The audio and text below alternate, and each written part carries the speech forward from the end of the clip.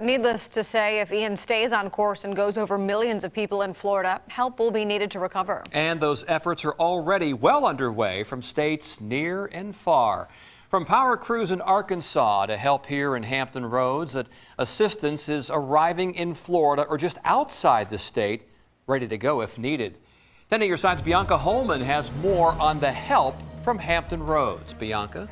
Well, many are fleeing the Gulf Coast, but there are some headed to the storm. We spoke with a local group and a national group about their efforts and their goals to help the people in Florida.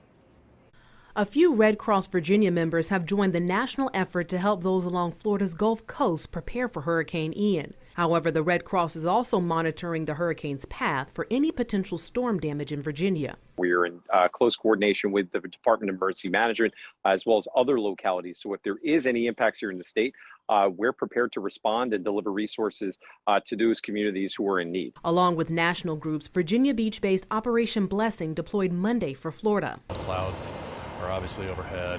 The wind is very mild, it's 5 to 10 miles an hour.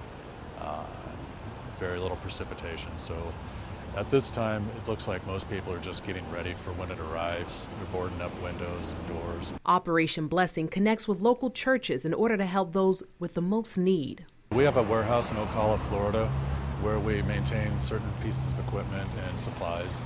A large portion of those supplies consist of emergency meal kits and tarps and Home Depot emergency buckets. But in addition to emergency supplies, volunteers cater to storm victims' emotional needs.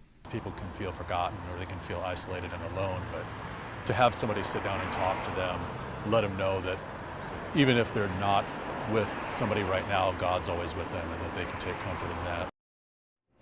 As hurricane season storms on, we do have a disaster preparedness guide on our website, WAVY.com. It's always a great time to have something in place in case of emergencies. Bianca Holman, 10 on your side.